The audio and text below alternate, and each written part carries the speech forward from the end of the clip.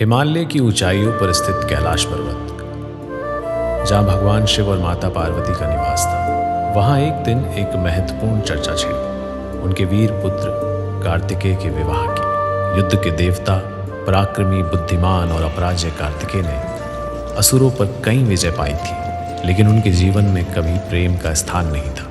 उनका हृदय केवल कर्तव्य के लिए समर्पित था। एक दिन इंद्रलोक से एक शुभ संकेत कैलाश पहुंचा। देवराज इंद्र ने अपनी दिव्य कन्या देवसेना का विवाह कार्तिकेय से कराने का प्रस्ताव रखा।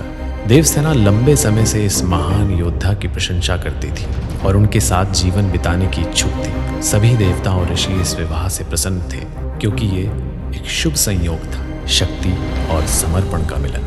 भगवान शिव और माता पार्वती ने सहर्ष ये प्रस्ताव स्वीकार कर लिया। स्वर्गलोक में भव्य विवाह की तैयारियां शुरू हुई। पुष्पों से सजे विमानों में देवगण, ऋषि मुनि और गंधर्व विवाह समारोह के लिए एकत्रित हुए।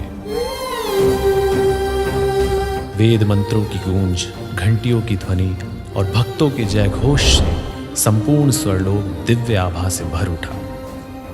कार्तिकेय अपने स्वर्णिम कवच में मयूर पर आरूढ़ होकर विवाह मंडप में आए।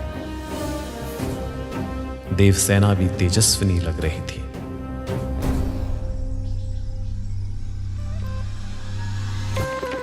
स्वयं ब्रह्मा जी ने विवाह की रस्मों को संपन्न कराया और अग्नि को साक्षी मानकर कार्तिकेय और देवसेना विवाह के पवित्र बंधन में बंध गए। देवताओं ने पुष्प वर्षा की, गंधर्वों ने संगीत से उत्सव को और आनंदमय बना दिया।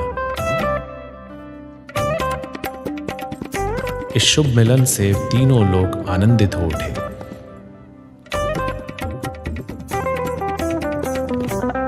माता पार्वती और भगवान शिव ने अपने पुत्र और बहू को आशीर्वाद दिया और इस प्रकार शक्ति और समर्पण का ये मिलन युगों युगों तक एक आदर्श बना रहा।